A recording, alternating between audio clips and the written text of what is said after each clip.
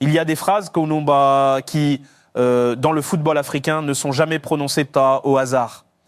Quand le sélectionneur de la RD Congo affirme qu'ils connaissent le Sénégal, ce n'est ni une formule diplomatique, ni un message pour calmer les médias. C'est un avertissement. Calme, posé, mais très clair. Parce que le Sénégal, aujourd'hui, ce n'est pas juste une grande équipe du continent. C'est une référence, un modèle de continuité, de puissance, d'expérience. Et justement, quand un sélectionneur ose dire publiquement qu'il connaît ce genre d'adversaire, cela raconte autre chose. Une préparation, une lecture précise et surtout une ambition assumée. Derrière cette déclaration, il y a la voix de Sébastien Desabre, un entraîneur qui ne parle jamais pour meubler, un technicien qui sait que, dans une CAN, les mots sont déjà une première bataille. Et face à Sénégal, chaque détail compte. Ce duel potentiel, ce n'est pas seulement une affiche séduisante, c'est une opposition de trajectoire. D'un côté, le Sénégal, champion d'Afrique récemment, armé d'automatisme, de leaders confirmés, d'un vécu collectif impressionnant. De l'autre, la RD Congo, une sélection souvent perçue comme imprévisible, parfois sous-estimée, mais capable de hausser son niveau quand la pression monte. C'est un peu comme une équipe qui affronte un favori en sachant que ce favori a des certitudes et que ces certitudes peuvent devenir des angles morts. La RD Congo n'arrive pas pour admirer, elle arrive pour comprendre, pour déranger, pour tester. Et c'est là que cette phrase prend tout son sens. On connaît le Sénégal.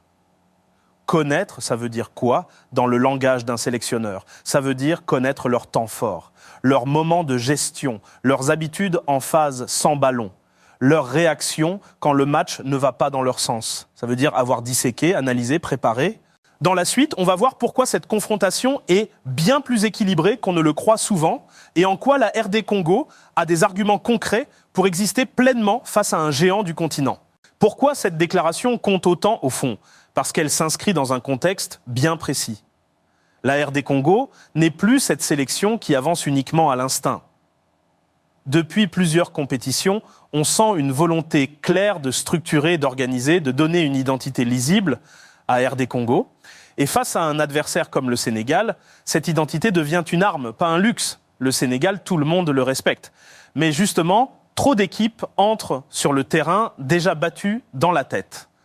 La RD Congo, elle, semble vouloir inverser cette logique. Elle aborde ce type d'affiche non pas comme un défi émotionnel, mais comme un problème à résoudre. C'est une nuance énorme. C'est un peu comme une équipe qui ne cherche pas à courir plus que l'autre, mais à courir mieux, à choisir ses moments, à accepter de souffrir sans paniquer. La RD Congo sait que contre le Sénégal, on n'aura pas toujours le ballon. Elle sait aussi que le Sénégal adore imposer un rythme fort, user l'adversaire, puis frapper au bon moment. Connaître ça, c'est déjà refuser la surprise. Sur le plan des enjeux, cette opposition dépasse largement un simple match. Pour la RD Congo, rivaliser avec le Sénégal, c'est envoyer un message au reste du continent. Cette équipe n'est plus en construction éternelle, elle est en phase d'affirmation. Pour le Sénégal, c'est l'obligation de prouver que son statut n'est pas seulement basé sur le passé récent, mais sur une capacité constante à s'adapter. Maintenant, on va entrer dans le cœur du sujet. Parce que connaître un adversaire, ce n'est pas seulement le respecter ou le craindre, c'est comprendre comment il fonctionne, comment il respire, et surtout où il peut être bousculé. Dans la suite, on va décortiquer les mécanismes précis de cette confrontation, l'organisation, les forces, les zones de danger et les clés tactiques qui peuvent te faire basculer un match de ce niveau. Alors, passons au terrain, là où les intentions deviennent des comportements. Quand la RD Congo dit qu'elle connaît le Sénégal, cela se traduit d'abord par une idée simple, ne pas subir n'importe comment, subir, oui, être désorganisé, non. Face au Sénégal, la RD Congo cherche avant tout la compacité. Des lignes proches, un bloc capable de coulisser sans se disloquer et surtout une lecture très claire des zones à protéger. L'axe est verrouillé en priorité. On accepte que le jeu sénégalais circule sur les côtés, mais on limite les situations où l'adversaire peut accélérer plein cœur du jeu. C'est une forme de patience tactique. Offensivement, l'approche est plus pragmatique que spectaculaire. La RD Congo sait qu'elle n'aura pas besoin de 10 occasions pour exister, mais de 2 ou 3 situations bien choisies. La transition devient alors un moment clé. Récupération, première passe propre, projection rapide, pas dans la précipitation, mais avec une vraie intention de faire mal quand le Sénégal se projette. Une erreur fréquente, côté public, serait de penser que la RD Congo va forcément attendre très bas pendant 90 minutes. Ce n'est pas si simple, il y a des séquences de pressing ciblées, souvent après une touche ou une relance latérale adverse. L'objectif n'est pas de récupérer haut à tout prix, mais de casser le rythme, d'empêcher le Sénégal de s'installer dans son confort.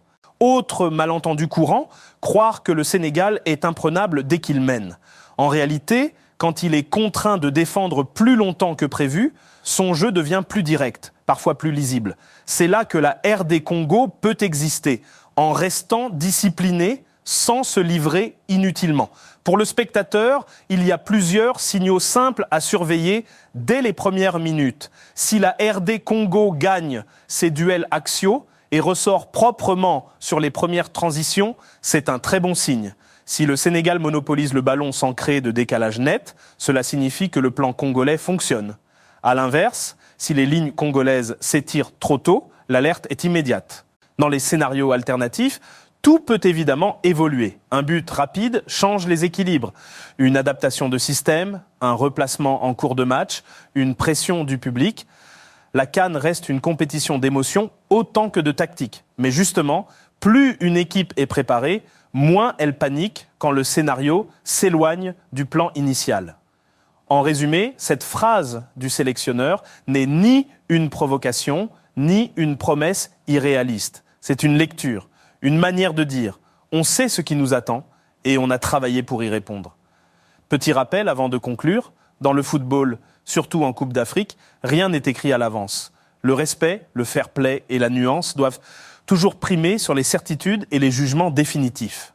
Si cette analyse t'a aidé à mieux comprendre les enjeux de cette confrontation, n'hésite pas à t'abonner, à laisser un like et à partager ton point de vue en commentaire. Et dans la prochaine analyse, on ira encore plus loin dans la lecture des duels qui font vibrer la CAN. Maintenant, on va affiner la lecture comme le ferait un analyste au bord du terrain. Parce qu'un match comme celui-là se joue aussi dans les détails que les caméras ne soulignent pas toujours. Il y a d'abord les erreurs d'interprétation fréquentes. La première, c'est de croire que la RD Congo doit absolument changer de visage pour rivaliser. En réalité, vouloir jouer comme le Sénégal serait une faute stratégique. Conséquence, perte de repères, espace mal protégé. La correction est simple, rester fidèle à son cadre et accepter que l'efficacité ne ressemble pas toujours à la domination. Deuxième erreur, penser que tout se joue dans l'impact physique. Oui, l'intensité est élevée, mais la vraie bataille se déroule dans le tempo. Quand ralentir, quand accélérer, quand calmer le jeu après une phase chaude. Une équipe qui maîtrise ses respirations peut faire déjouer même les plus solides. Troisième confusion courante, croire qu'un temps fort non concrétisé est inutile. Dans une kéane, user l'adversaire sans marquer peut quand même payer plus tard. La fatigue mentale, elle, laisse toujours des traces. Alors comment lire ce match de manière supporter expert ? Surveille d'abord les 10 premières minutes. Est-ce que la RD Congo défend en avançant ou en reculant ? Ensuite, observe les transitions négatives du Sénégal. Combien de joueurs mettent 2 secondes de trop à se replacer ? Enfin, sois attentif aux coups de pied arrêtés. Dans ce type d'opposition, ils sont souvent des révélateurs de préparation ou de fébrilité. Il existe aussi des variantes possibles. Si la RD Congo est menée, elle peut monter son bloc par palier sans tout ouvrir d'un coup. Si elle mène, l'enjeu devient la gestion émotionnelle. Ne pas confondre protection et renoncement. Selon l'adversaire du jour, le même plan peut être modulé, sans être abandonné. Pour savoir si la RD Congo est dans son match, quelques signaux simples, les milieux parlent beaucoup, se replacent vite, les défenseurs ne dégagent pas systématiquement sous pression, les attaquants déclenchent les appels même sans ballon. Enfin, une dernière idée essentielle, le football africain ne se résume jamais à une hiérarchie figée. La CAN est une compétition où la préparation, la lucidité et l'humilité pèsent parfois plus lourd que la réputation. Avant de refermer cette analyse, rappel important. Le football se vit avec passion, mais aussi avec respect. Pas de certitudes absolues, pas de mépris, pas de raccourcis. C'est cette approche qui rend le jeu plus riche et les débats plus intéressants. Si tu veux continuer à décortiquer la CAN avec ce regard analytique, abonne-toi, laisse un like et dis-moi en commentaire ce que toi tu surveilleras en priorité sur ce type d'affiche. Dans la prochaine analyse, on s'attaquera à un autre duel qui peut faire basculer tout un groupe. Avant de refermer complètement, prenons quelques minutes pour répondre aux questions que beaucoup de supporters se posent, parfois sans oser les formuler clairement. Pourquoi la RD Congo est-elle souvent jugée imprévisible ? Parce qu'elle oscille entre des phases très maîtrisées et des moments plus bruts. Cette impression vient moins d'un manque de travail que d'une identité en construction, capable de s'adapter mais encore en quête de constance sur 90 minutes. Pourquoi le Sénégal reste une référence malgré la pression qui l'accompagne ? Parce qu'il a appris à gagner autrement que par l'euphorie. Même quand le jeu est moins fluide, il sait gérer les temps faibles. C'est souvent invisible, mais terriblement efficace. Pourquoi les matchs de préparation ou amicaux ne disent pas grand-chose ? Parce qu'à la CAN, l'engagement mental change tout. Les prises de risques, la gestion des fautes, la manière de défendre un score n'ont rien à voir avec un match sans enjeu direct. Pourquoi les détails tactiques comptent autant dans ce type d'affiche ? Parce que les écarts individuels sont souvent réduits. Ce sont les placements, les couvertures, les appels sans ballon qui font la différence, pas uniquement les actions spectaculaires. Pour aller encore plus loin, voilà un petit plan supporter expert sur une semaine. Regardez un match récent de chaque équipe, sans chercher le score, juste les comportements. Repérez les phases où le rythme change brutalement. Observez qui parle, qui replace, qui temporise. Notez les coups de pied arrêtés. Organisation, variante, discipline. Comparez ce que tu vois avec les discours d'avant-match. C'est souvent là que le football devient passionnant, quand on ne se contente plus de réagir, mais qu'on comprend ce qui se passe sous la surface. Dernier avertissement essentiel, la CN reste imprévisible par nature. Les certitudes tombent vite, les scénarios se renversent, et c'est précisément pour ça qu'on l'aime. Respect des équipes, des joueurs, des supporters, et toujours un regard nuancé. Si tu es arrivé jusqu'ici, c'est que tu aimes analyser, comprendre, débattre. Alors abonne-toi, laisse un like, partage ton ressenti et dis-moi, selon toi, quel détail pourrait vraiment faire basculer un RD Congo, Sénégal ? Dans la prochaine analyse, on continuera à décortiquer ces duels africains où rien n'est jamais écrit à l'avance.